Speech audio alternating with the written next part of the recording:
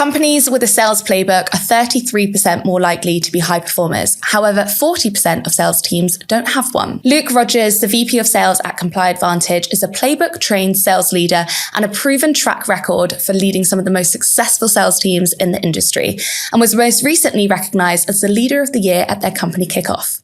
With a degree in AI and cybernetics with Mandarin, Luke is obsessed with the science of sales and is extremely data-driven to create playbooks that build unimaginable elite sales forces. And he's done just that with being the founding AE in EMEA at AppDynamics, where he helped scale EMEA revenue from $2.5 million to $158 million in just 4 years. At Instabase, he grew ARR from $7 million to $52 million, and most recently at ComplyAdvantage, he's transformed rep productivity from 12% to 239%, and scaled new logo ARR from 5% to 23% year on year in just 12 months. On today's episode, we're exposing playbook companies, discussing their history, the pros and cons, and building and leading successful ones. Luke is also incredibly honest about how his background has shaped him into the leader that he is today. Let's get into it. Luke, as I said in the introduction, has led some incredible businesses in the past. And today we're going to be talking about playbooks, because I know that's something that you're really passionate about. Yeah.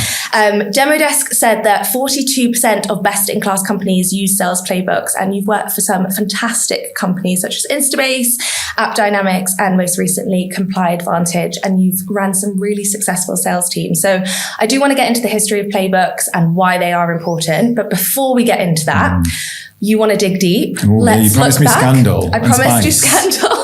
So you said in a bio that you actually sent to me that you thrive on breaking limits and avoiding mediocrity. Where do you feel like this fear of being mediocre comes from? And was there ever a time in your life or career where you felt mediocre? Oh gosh, yeah, definitely. I when I worked at Cisco and IBM, and I came straight out of university with, all of this, it's going to be great. And I actually had the incredible grad scheme. I went to Amsterdam for a year and Cisco really invested in us. And then when you kind of get spat back out to like the masses and you're slotted in and you no longer just with this like really brilliant cohort of graduate talent, you're then with everybody else. The average comes down quite a lot. And I think it was not so bad at Cisco because it's actually a very well ran company in terms of the way that it goes to market through the channel. But then going to IBM was probably one of the worst mistakes I ever made. For me, that's weird because you'd think IBM, huge company. Think prestige, right? And everyone, this was back in 2010, 2011 when, the world was a very different place. And so they still had their sales school and all the prestige of that. And I thought, go and work in these massive tier one organizations with these huge clients they've got these 20-year outsourcing contracts with. But the reality is there were so many people at that company that were just there for an easy life. The reason that they worked there was because they didn't want to work hard. There was all these ridiculous processes where you'd have to fill out like timesheets and things like that. So much just bureaucracy. It was awful. And I think by staying there, even I only stayed there for 18 months, I tried to resign after 9. And they gave me a different job. I said, what about if we do this? I said, okay, that sounds interesting. They gave me this kind of entrepreneurial, set this new business unit up, transition us to the cloud. Okay, took the job. Didn't get any of the funding that they said that I'd get. I didn't get any of the team. Didn't get any of the resources. It was all go close the deals and then we can go and everyone was just very average and just didn't want to work very hard. And I was just sad. And I was working from home 3 or 4 days a week and probably working 12 hours a week. And I felt myself getting worse. Yeah. Do you feel like you were just existing? I was just existing. And you know what? They just needed me to exist because every time I really tried to flourish and trying to do something quite special, the system it was like antibodies would shut it down. I remember there was one time when I did this huge deal. I did, almost like 180% of my number. And the finance police came in and found 17 parts of my contract and this fine print of a reason to readjust my quota and not pay me any of the commission that I was owed. Oh, wow. And then I basically got disciplined for doing this creative deal that I'd done. They didn't want you to shine. They just wanted you to just fit into the system. Yeah, you make everyone else look bad. Stop. Yeah. Which is really interesting because actually when we were having our prep call, you were talking about playbooks, and there's almost like when people don't have playbooks, it allows people to have that artistry and just like be creative, which of course you want as a sales leader, but you also want to create systems for everybody to be able to understand what excellence looks like. So I'm interested though where this sense and this fear came from, like going back to your childhood. Was this always something that you wanted to, I know you've mentioned in a previous podcast that you told your dad you wanted to be a businessman. Like where did this drive of success and excelling in the workplace come from? Well, I grew up in a small, a suburb of a town called Bolton. And I used to have a really thick Peter Kay northern accent as well. Did you? Yeah, I've got it beaten out of me at university. And it used to be the genesis of this little town, this little suburb, it was the place where they built the locomotive. So once upon a time, it was an industrial kind of heartland of, the era, but over the years, it just sort of became known for nothing really. Yeah. And I didn't go to a very good school, and the teachers weren't great. And the people that went there were pretty rough, and the society that I grew up in was pretty bad. As I kind of grew up on a street full of council houses, and unemployment was huge. So I grew up in a world where there's a lot of mediocrity, and just like probably worse than that actually. People that just were existing to take benefits and live day to day. And my dad was one of those people who was an alcoholic, and he was in prison when I was born, and so he was almost like the anti-role model. I was like everything that he was, it was like the opposite of what I wanted to be. And so I think him combined with like the growing up in this pretty rough place where people never really aspired to do anything or go anywhere or be anything. I remember just very distinctly that I've got to get the F out of this place, because if I don't, I'm going to just be like this. And I don't know where it was. I think my mum's a wonderful woman. She's always very, you could go to Oxbridge if you put your mind to it. You can do anything, great woman, worked as a nurse, worked days and nights, often sort of juggling childcare or not having it at all. And so she had the work ethic and the drive. She had the ethic, and she just had that drive, that determination that she wasn't going to get beaten. She was going to try and find a way to build a life for me. And she was always encouraging me. I was the first person in my family to go to university. Nice. And, when I was 15, when I was 11, she sent me on a course. I developed this really deep interest in IT when computers this is way back in, the 90s, early 90s. And I think I came from my cousin, and I kept breaking our family computer. Intentionally. I think I was just tinkering with it. I was installing things on it, and I was opening it up and taking the boards out of it and like playing with it and experiment. And she got so fed up of having to pay the guy all this money to keep fixing it. She was like, right, you're going to go on this course. And she sent me on this course, and I think I was 12 or 13. And she sent me on this course, and it was a bunch of 50, 60-year-old blokes all, stroking their beards, learning Microsoft manuals. And I went on, I soaked it all up. I passed the course, flying colours, got a certificate, came back. I was like, I can do this. And then when I was 15, I set this company up where I was essentially building all these computers. And I started to generate so much cash from this. And I was like, this is it, this is my ticket out. That's so interesting. Like just hearing this, you clearly were from a very young age obsessively curious about everything that you did, which I know that we were talking about the Qualified Sales Leader, the book, and he was saying how that is one of the most important traits of being a successful salesperson. So clearly from the age of 11, you've always been curious about finding why or how something worked. Was that from your mum and dad? Did they ever show that curiosity in tech or anything specifically? No, my mum is not even remotely interested. She likes gadgets, but she doesn't really know. I think that my dad was, for all his failings, a very smart bloke and just squandered it. And I think I got his brain. And I think I got his curiosity. He was forever doing the hardest crossword in the paper. Yeah. And I thank him for his genetics. So I think that's where I got it from, because he was always the cerebral type that was kind of thinking and questioning, but he was, in my opinion, he was spending his energy in the wrong places, sort of raging against the machine and being very anti-capitalist and all the rest of it. And so, to then grow up and start to develop these very capitalist ideals of, actually you can you can be whatever you want to be, build whatever you want to be. He like started to disown me even more and more. He was like, oh. And I remember that there was a time, and I think I mentioned it in a previous podcast, standing on a train platform, and he said, what do you want to be when you grow up? And I said, I want to be a businessman. And he's like the most left-wing guy in the world, used to be a hippie in the 70s. And he's like, you'll never be a businessman. You're not tough enough for that. Oh, yeah. And when I asked you what your kids will do when they grow up, and you, rightly so, they will do whatever they want to do. Whatever they want to do, whatever their dreams. Yeah, which I love. And I definitely think you take elements from your parents, don't you? Because I was just sharing with you about my father passing recently, and I definitely take his curiosity, and he was always so fascinated about everything. Like he was an accountant, but he wanted to learn about history. Like he went and did degrees when he was 55 years old, went back to school because he just like had this innate want to learn, which I just thought was so fascinating.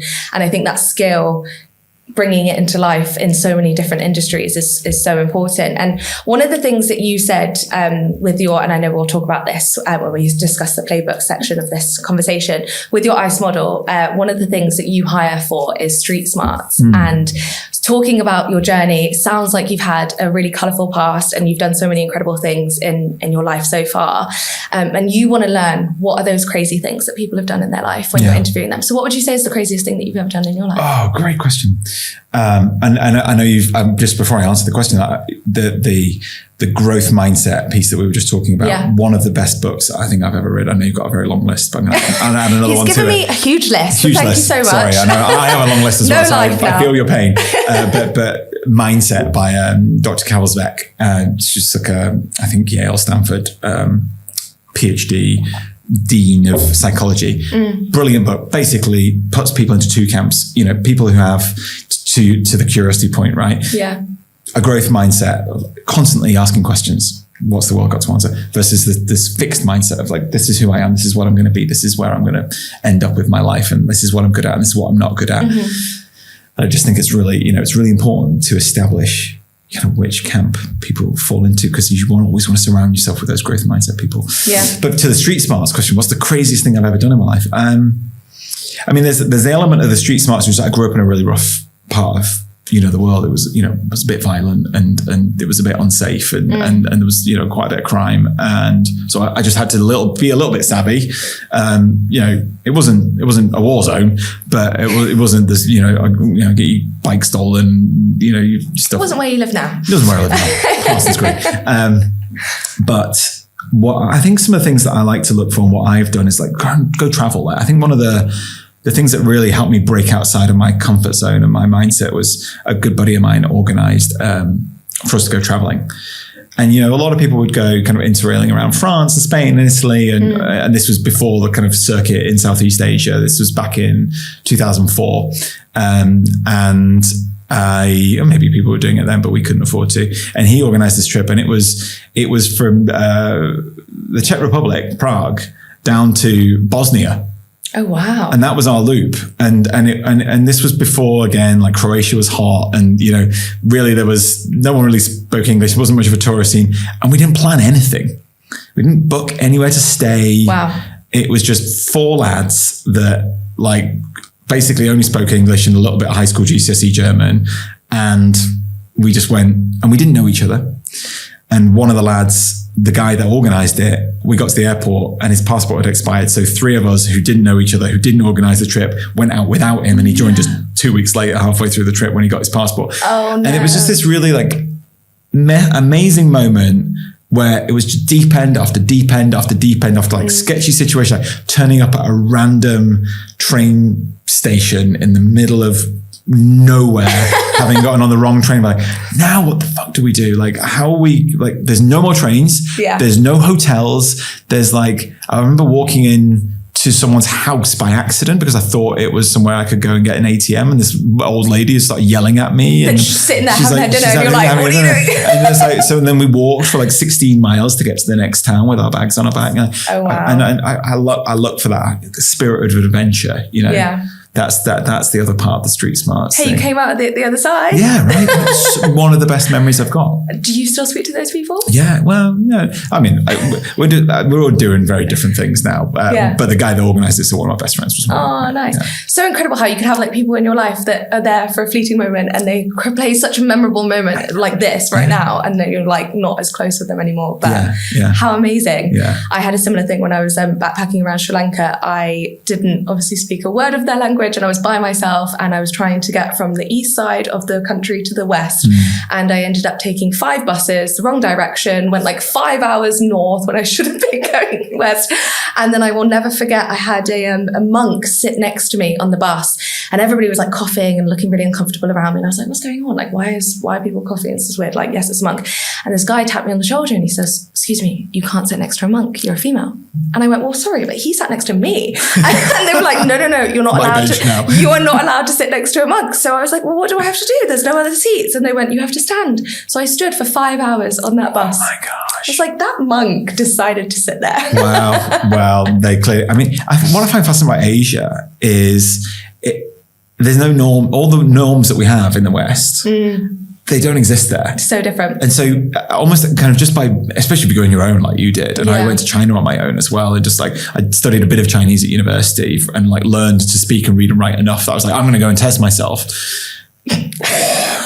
Oh, talking about spicy, like, you know, there were some sketchy moments there, like me walking around Beijing on my own. And you know, it was because all the things that you just think are like normal, they don't exist there. The safety nets of the police are different. You know? So different. It's like a completely different planet. And for those of you that don't know, Luke studied AI, cybernetics and Mandarin, just because why not? We will get into that and like your nerdy love for science into this conversation. But we are here to talk about playbooks, and you've obviously led some incredibly successful playbook companies. So to start off with a little bit of framing for this, what would you say is a playbook and why is it so widely used? So let's start with what I think a playbook is not, which I think is the common misconception, especially for people who haven't had the pleasure of working at some of these companies, is it's not a book that someone wrote.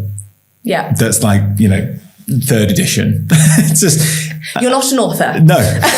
And I'm not a re-author, you know, like this concept of like, there was a book once upon a time that a man called John McMahon wrote, and we've just all been reading it like disciples. Yeah. And we've been institutionalizing it in all these different companies. There are elements of the, you know, what he came up with in those early days of PTC that, in my opinion, like, have really persisted and endured really well through where we are today, many, many years later, decades later. But really what a playbook is, in my opinion, is your ability as a leader to understand the market that the company is operating in, the go-to-market motion that you need to make that company the most successful company it can be, really deeply understanding the product market fit, the ICP, the ideal client profile, understanding what not just the TAM is, but also the obtainable market and the addressable market of the product as it is today and where it might be in 3, 6, 9 months. And starting to build a lot of science and strategy around how are you going to enable and instruct your sales team and go-to-market team and marketing team in a way where you're going to get the most optimal result at any given time. And for me, it's this, and this is why my degree played such a pivotal role in kind of my thinking, is the science of cybernetics is the science of feedback loops. Yeah, sometimes I'm like, oh yeah, it's in an eye in the body, and you know, yes, there's a bit of that, but ultimately cybernetics is all about the science of feedback loops. And playbook companies, in my opinion, what they do brilliantly is they institute these feedback loops in so many different parts of the machinery to figure out like, okay, we tried that thing and it didn't quite work, so we're going to try this thing again. And we tried this pitch and that was better than this one, so we're going to do this one, we'll double down, we'll enhance it here, here, and here. And okay, well, we're going to do a proof of value for a company. This is how we're going to do it for this amount of time, and we're going to charge them if they do this, and we're not going to, and we're going to put this quality gate in. And it's this codification of sales as a science that for me that's what playbook companies are, and that's what they do. And that's so incredible that you've studied that as a degree, because that I think has really helped you, if I'm not mistaken, in your career and building this. Do you feel like everybody needs to take, and every leader that is building successful playbooks need to take that real data scientific approach? I think if you want to be great, I think you need data in your life. Yeah. I think if you are just purely relying on artistry, then you're leaving so much to chance. Mm-hmm. Because if you're building a very small company, and this is why founder-led selling often is as successful as it is, because founders, they build the product. They know exactly the market they built it for, why they built it. They have the passion for it. They'll do anything. They'll sit all night and work on it, and they'll close these deals. And the people that are buying it from them, they're buying the passion as well as the product. And then maybe you get the first few salespeople in, and maybe they're artists and they're passionate too. But then ultimately you get to a point where if it really is a great product and it is a really great market and it has this massive potential, you need to scale that thing. Yeah. And then when you're talking about tens and hundreds of sellers all around the world, all with their own unique cultures, all operating in their own distinct markets, you need data and you need a formula. Mm. Because if you just leave all that to chance, how are you ever going to control it? How are you ever going to sit in a board meeting or in front of the CFO and say, in Q3, we're going to do this. In Q4, we're going to do this. And next year, our growth is going to be this. If you don't have data and you don't have models, it's impossible. Yeah. And you mentioned that the founder-led sales, and I think a lot of people watching this might also be in that position where there's only themselves selling or maybe a few reps. And I know at AppDynamics, you were the first sales hire. Is that right? Yeah, we were there was a very early landing team that left as we came in, basically. Would you recommend, though, that people start building these playbooks before they have a sales team? Like if they are founder-led selling, they need to be building it from day one? Or, of course, it goes through iterations, I'm sure. It evolves. But how early on would you advise people to start? Yeah, straight away. I mean, when I joined, so AppDynamics was I was an AE and I didn't know anything. Mm. I was at IBM. I was useless. I didn't know what Playbook was or mediocre. You weren't the amazing Luke Rogers then. No, gosh. Was it incredible or amazing? Oh, sorry, it was incredible. So sorry. Get that right on the bio. No, cut that out. But when I got to Instabase and had the 7.5 years of experience, mm-hmm. Instabase was 7 million ARR, 4 clients. It was all founder-led selling. Mm. So then when I got in there, I'm not bringing in a playbook for an 800 million ARR company into a 7 million. Like that's a totally different thing. Yeah. So then it was, okay, well, what are the elements that I think we can prioritize here to get this off the ground? Because then at that point, it's all about starting to find just some level of repeatability. What's the use case that resonates the most? Mm-hmm. Founders, they often sell the product, they sell the technology, but sellers really, they need to be selling value. They need to be selling an outcome. They need to be selling a use case that the product's able to drive. And that in itself requires a playbook to codify that. What is that common thread for all playbooks that you've seen in these 3 companies that you've led so far, that you're like, every company has done the same this? They're all value orientated. So, and there's a few threads, but one of the things that the playbook we keep talking about, it's going to be a nonsense word soon, isn't it? We keep saying playbook, but when you say a word all the time, I know. And you're like, don't wait to purchase the playbook after this episode. We're going to publish it. Yeah. But if you think about why people buy, an individual person in an organization that has this individual role might buy a thing to do a thing that they have to do in their day-to-day work. But ultimately, why we do multi-million-dollar deals at the executive level is because it really impacts one of 3 things. It impacts somebody's ability to grow their top-line revenue, to decrease their bottom line in terms of cost and operating expense, and to manage their risk. So cyber companies do brilliantly because the risk of getting hacked is just beyond thinking about, right? what I do today at ComplyAdvantage, risk is a huge part of the conversation because it's all about financial crime and staying out of jail and stopping money laundering. AppDynamics was mainly about how do we increase that top line revenue, because it was all about how do we make sure our websites function in a way where when people are trying to buy things, because this is back in 2013, 2014, right? When everyone's kind of starting to move online and away from the high street, that it's not slow. Right. And people check out quickly and they have a good experience because Amazon's turning up and you can't stop it. And at the same time, how do we do it in a way where, we're building our software optimally so we don't have to keep spending, millions of dollars worth of hardware on building these systems. So there's always a value angle. Everything at Instabase was always about how do we automate people that work in the back office that do these really menial tasks, data entry. And that was a COO conversation. And I think where these playbook companies excel, they figure out how to have that C-level value driven conversation. And they figure out how to connect the functionality of the product down here at the bottom all the way to that executive shareholder agenda. Yeah. I mean, and I'm sure we'll touch on this, but you've mentioned so many things in the past of like, you need to build that criteria with your champion and make sure that they are coming to the C-suite with like, this is why we need to be buying ComplyAdvantage. And I'd love for you to share the story that you said, wasn't there a rep that you had in Canada where people were fighting over having that, getting that pitch because they built the 3 whys so successfully. Could you share that? Well, kudos on your research, by the way. Thank you. Really proud moment as well, because this guy, he was like the definition of ice, like no experience, but just came in and just learned the playbook. And we have this part of the playbook is this tool that we encourage the reps to do with their champions, which is build a 3 whys, basically 3 slides.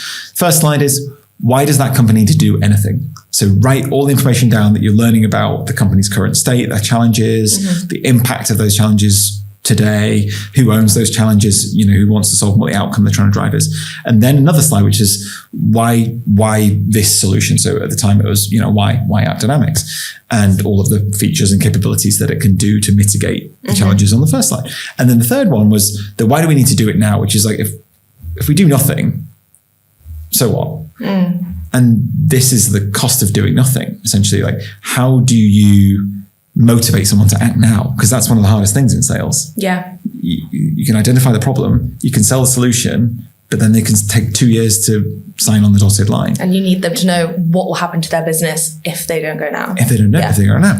And so your champion is your salesperson. And that champion is the one actually really doing the closing meeting, because it's them going in front of the CFO and the CEO to get the deal fully signed off, right? Or the spend committee or whatever process exists in that company to get a contract signed. It's generally never ever sits, the authority never sits with middle management.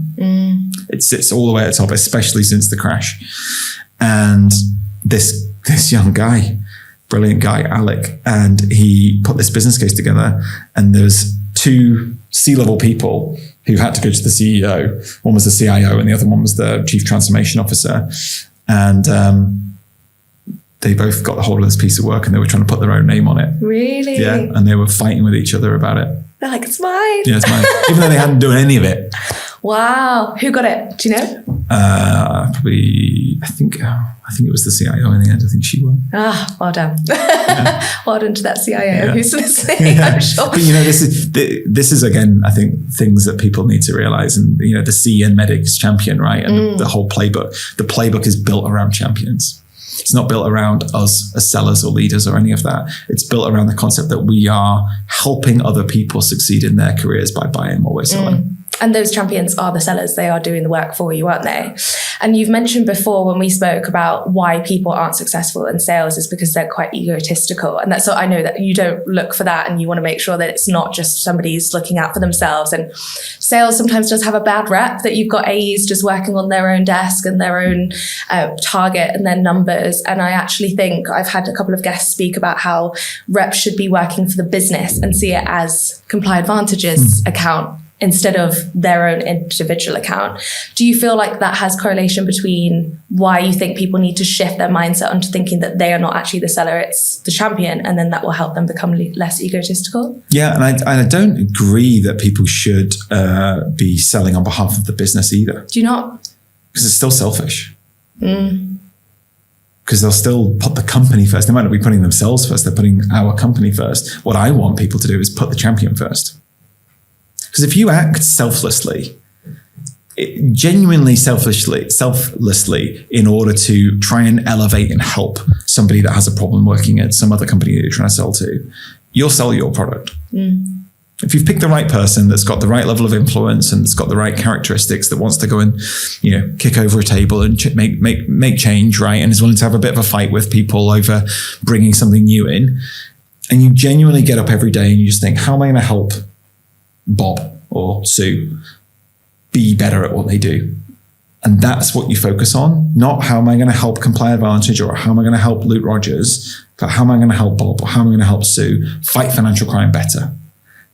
You will sell more software than you've ever dreamed of, and you'll help not only a bunch of people in their own careers, but you'll solve the problem, right? Like there was 3 stories. One guy that I sold to, AppDynamics, and when I got to know him and he loved his wine, he was an older guy, and he wanted to be home with his wife, but his job meant that he basically worked till about 9 o'clock at night every night, because there was just so much firefighting. He was so stressed. He was so unhealthy. You could see it, that he was just like cracking, and he had all this pressure, and it was because of the problem that we were solving. And I remember him saying that, after we put AppDynamics in, he said, I've got my life back. Like now I can sit and have a glass of wine with my wife in the evening, and like, I feel better. I'm healthier. I've lost weight. And, we had one of our customers come and talk on stage at our kickoff a couple of weeks ago. And she's a money laundering reporting officer. Her job, she goes to prison if her company gets caught. Wow. Money laundering. She's personally liable. And she was saying, what keeps me up at night is people getting scammed out of their life savings. Vulnerable people getting scammed. It's happening everywhere. Knowing that you're having an impact. She's the one solving the problem, not us. I'm not fighting financial crime. Yeah. I'm selling a piece of software that's helping her do that. Yeah. Sense of gratification must be so high as well when you know that you're helping them. That's incredible that he said that to you. You must, that would be such great feedback to hear. Well, this is all really interesting. And I know that we've spoken about what playbooks aren't, but I'd love to hear how the evolution of playbooks have been in your career that you've seen. I mean, you've been in sales, for 12 years? Is that right now? Well, 2008. Yeah. So how longer, 17. How have you seen it from when you started in the industry to now, and where do you see them evolving? Because I know we've discussed and you've mentioned robots and the future and the rise of AI. Do you think there's still going to be room for playbooks? Do you think it will change? I think it's a great question, and it's something that I'm obsessing a lot about now, because we're obviously living in this very interesting time of AI, and we've been living in a time of AI for a long time, because AI isn't a new thing. But what transformers have done and what large language models have done is they've really democratized access to it and made it so much more powerful and useful for the every person. And you can see companies now that are getting built on top of AI that are generating 20, 30, 50, $100 million of revenue with 20 employees. And there's a company that provides software development tools that's one of the fastest companies ever to reach $100 million in ARR, and there's less than 50 employees. Mad. It's mad. It's scary for people like me, because I'm like, wait, that's what I do. I still have a place. What am I going to do? And I think the world of playbooks is probably going to be pushed more towards the need for where companies need to sell to enterprises, which just are naturally full of more politics and more problems. And, any large company, it's just a lot of people. And while I think that there's a lot of small businesses and maybe mid-market size organizations that are very happy to go and self-serve and, spend $2,000, $3,000, $4,000, $5,000, a month or a year on a piece of software without ever talking to a salesperson, And I think that will increase, because I think the more that we can try this stuff, the more that we can just put it in the hands of the people that use it, and we don't need to go through a proof of value or a proof of concept process, the more we are going to see salespeople not needed. Because I don't know about you, but if I can buy something and feel informed without speaking to a salesperson, would rather do that. But then you said that when people buy, they buy because of the team and because they have that connection and that relationship. And that's one of the biggest bits of feedback that you get from your customers. So how would that work? But that's the enterprise. Right. So I think in down market, in smaller businesses and individuals where it's business to consumer, I don't think there's really much of a place for the enterprise playbook that we're talking about. Playbook, we're talking about how do you go close 3-year contracts for millions of dollars, creating enterprise value, right? Talking to the agenda of the CEO of a Fortune 2000 company, that kind of thing. That, I think, that end of the market is always going to have a place for Playbook. So would you recommend people that are listening to this that are maybe feeling a little bit scared and they're working for a smaller company, that you would recommend them going to the enterprise businesses? No, not at all. Because if you're working for a smaller company and the product that company sells has either an ambition or a good already existing product market fit for enterprise, great. But selling to the enterprise is very different to selling to the SMB. There are a few things that are similar. You still need a champion. You still need a pain to solve. But the end-to-end buying process that somebody needs to go through at an enterprise is very different to what it is in SMB. But if you're working at a small company and the product that you're selling at that small company has great product market fit for the enterprise segment, you should be excited. But if you're an SMB, then maybe think. Yeah, I just not sure that, like what we're doing in our SMB segment is we're introducing AI, we're introducing automation. We've taken all our SDRs, all our AEs, all our account managers, everyone, all our CSMs, everyone's been taken off that segment. Wow. It's all moving over to AI. Interesting. Okay. So are you scared? No, because I love change. I think fear comes from uncertainty. And I think it's an uncertain time. But we kind of always live in uncertain times, and we can be scared of the geopolitical landscape right now. I don't think it's very healthy to walk around feeling afraid. You could be at any given moment terrified of any 100 things that are happening in the world. But I always like to say to the team, there's kind of two circles. There's the things that matter and the things that you can control.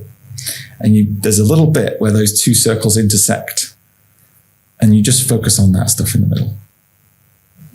Control the controllables, for sure. That matter. Yeah. My dad taught me that as well. So Smart man. good advice. According to a report from Salesforce, companies with Sales Playbook are 33% more likely to be high performers. However, 40% of sales teams don't have one. So we've spoken about what playbooks aren't. Do you think that every company should use playbooks? I think every company trying to sell to the enterprise should have a playbook. Not saying every company that sells to the enterprise has to use MEDDIC as a deal qualification framework or has to use the 3 Whys as a tool. There are different permutations of all of these things, but I think every company selling to the enterprise should have a playbook so that they can help their sellers understand how to be repeatedly successful. Talk about there's unconscious incompetence. You just don't know what you don't know. There's conscious incompetence, which is aware of the things that you don't know. And then there's conscious competence. And the idea is that a playbook creates the state of constant conscious incompetence or constant conscious competence so that you can just be in control. You always need that competence. Yeah, interesting. And so I'd love to know the pros and cons, because obviously you've worked for 3 incredibly successful businesses and they're all different. But what are the negatives and the downsides that you've seen from your experience? My experience, and from what I can still see, is that there tends to be a much more ruthless lean culturally on people in playbook companies. And you can say that's a good or a bad thing. And it's probably something in the middle.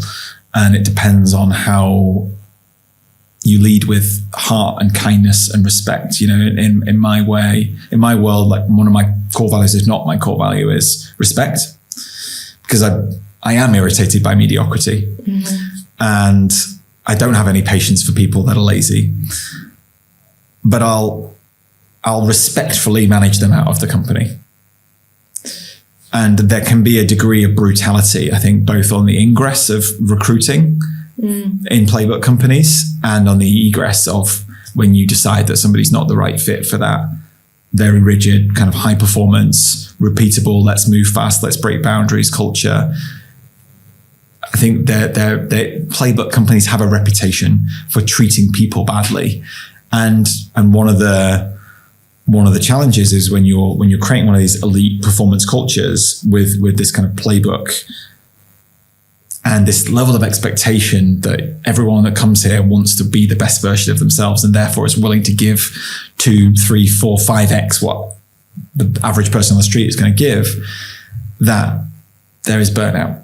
And it does take its toll on people, and people have personal lives and things going on in those personal lives. And I think the onus is on us as leaders that are trying to run these elite high performance cultures to make sure that these playbook companies that we're building are diverse, very tolerant of different views and beliefs, and, you know, respect is given to everyone no matter what at any point in that employee's journey, and that we do everything in our power not to hire the wrong people into those cultures, because, you know, the biggest, most painful scars I've got from my career are where I've made hiring mistakes. I'm bringing people into these cultures that I should never have done. Well, you were saying here at Wiser that Wiser is for anyone, but not everyone.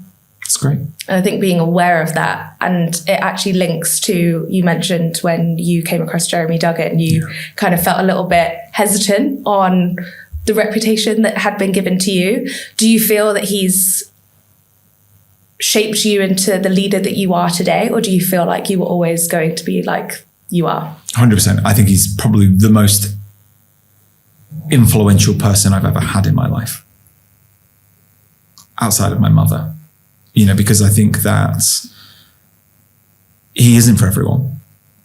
And actually, if you put somebody that shouldn't be teamed up with him, that's a horrible thing to watch. But I was right. I was the right guy at the right time of my life to get in there and do exactly what he told me to do.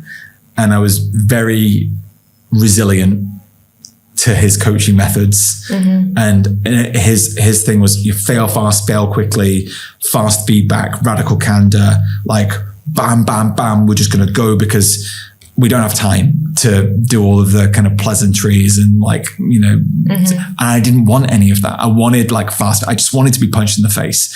And it was like, okay, I fucked it up. Like, let's go. Like, I mean, again, you know, but that isn't for everyone.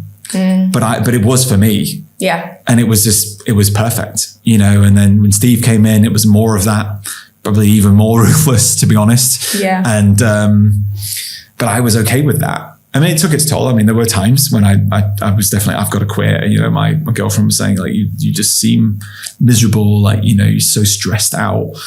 But I always knew that, like, I was growing. I was getting better. Like, this was ultimately a good thing. What's your girlfriend think of it now? Well, wife now. Wife now.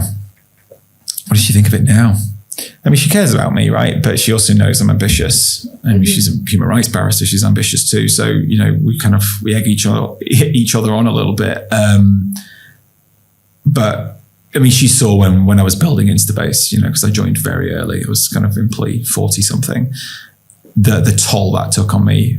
I think one of the things that I have a lot is just the guilt and the feeling that you bring these people into the company that, like, you're responsible for them at that point, right? You're sort of responsible. They have to live up to their end of the bargain, but there are other things that, you know, you're supposed to be in control of, like the product and the company and the trajectory and the market and the ideas and the strategy that, you know, and I carry that home with me quite a lot. I feel like that she can tell when I'm at a low point. You move fast and you require excellence from people, but I can tell from this conversation that you truly, truly care and you want the best of people. And if they're with you, you will do anything for them. And I think that's a sign of an incredible leader. So I think kudos to you. And you've mentioned in the past that you look for intelligent people, but stop fishing in the same pond. So I'm interested to know, and I know you've got this ICE model that you work off, and we mentioned the street smarts and experience that people have. But what are those ponds that you're fishing in? And like, what is that one thing that you would look for in somebody that you're like, I have to hire them? Brilliant question. You know, I'm a huge believer in diversity because it creates a system where the norms are challenged, right? And I think when you surround yourself with just people that are like you and that you share the same interests and hobbies, I think the cultures can get pretty toxic pretty quickly. And then also that it makes it very cliquey. And when you are trying to bring in people that maybe aren't that type of person, it makes it very hard for them to onboard. And so I learned that because that happened at AppDynamics. That was a thing. There was a lot of bro culture and there was a bit of chauvinist stuff. And I'm a feminist. I've got 2 little girls raised by a single mother, human rights barrister for a while, but I am a feminist and I also believe in deeply in diversity. So I think that, it's incredibly important to put these kinds of teams together and encourage people to challenge each other constantly. And, that then allows you to create this culture that can be very unique in its own way. Yeah. I mean, I can tell from you speaking today that you clearly do care about your diversity. I mean, didn't you say that you had like 50% women in your last team? So that's incredible. And I love the point of not just hiring for the fact of a tick box exercise, your point there of looking in different ponds, because nobody built a football team with just forwards or just defenders. You need to have diversity in the performance. And I just wanted to ask a last question, because I think as well, when we're talking about hiring, it comes into not being rigid as a sales leader. And I think that this is something that you've really shown and demonstrated in the playbooks that you built across these companies through the driving of these successful sales teams. But why would you say it's important for sales leaders to not be rigid? And if anybody listening feels like they're in a little bit of a rut and they are a bit stuck, how do they get out of that rigidity? So, the not fishing in the same pond thing, that links to this ICE hiring criteria. And the philosophy behind that being intelligence, character, coachability, and then experience last. And really optimizing for attributes and who someone is and their DNA, their character, and helping them realize the potential versus like, have you been an AE? Have you sold this type of software? Have you sold to a bank before? Like, have you recruited for this type of industry? I don't think that tells you very much about an individual, really. And maybe it gives you short-term gains, but it doesn't help you create long, special, enduring people. And you asked before, like, what's that thing that I always look for? I always look for people that have done something special in their life, something maybe entrepreneurial or remarkable. Like, you were sharing that you dived for Great Britain. I don't know anyone else that has dived for Great Britain, and that did ballet and rugby and all these other things to be the best diver that you could be. I don't know anyone and I know a lot of people. Have you asked though? I always ask people what makes them special. Nice. And what makes them remarkable. What's the most remarkable thing they've ever done in their life? And people who haven't done anything remarkable in their life by the time they're 30, they're probably not going to do anything remarkable for the rest of their lives. That's the sad truth of it. And so I think to the question of like, if you're stuck in a rut, and I guess, is your question more around if a leader is stuck in a rut and they're hiring and it's just not going well? Try something else. Like, go and just hire somebody really, really ambitious, really, really smart, really tough, right? High IQ, EQ, street smarts, really open-minded and coachable. Codify what makes you successful, hence the need for the playbook, because ICE doesn't work without the playbook. Because if you don't hire experienced people, but you don't have a playbook to teach them how to be successful, it doesn't work. It falls apart. Right? You can't expect a bunch of green rookies to come in somewhere and excel if you don't give them a recipe for success. Right? So you've got to do that. You've got to create your own playbook in your organization, figure out what works and what doesn't, and codify it. And then go and start hiring outside of the mold. Start to create a better culture, diverse culture. Start to hire people from different industries. Because, if all we ever hired was SaaS AEs from the last 20 years, all we'd ever have is a bunch of middle-aged white blokes. And we would never have a Luke Rogers because you hired not IBM. from SaaS. There you go. That's how you create an incredible sales team. Luke, thank you so much. I've really enjoyed this chat today. It's been so enlightening, and thank you for being so open and vulnerable as well. But as we end every episode on Sales Unfiltered, what is one challenge that you faced in your career or life that's really shaped you to where you are today? A challenge. Wow. I should have prepped for this one. I did send it to you. You did, but I didn't prep. Yeah.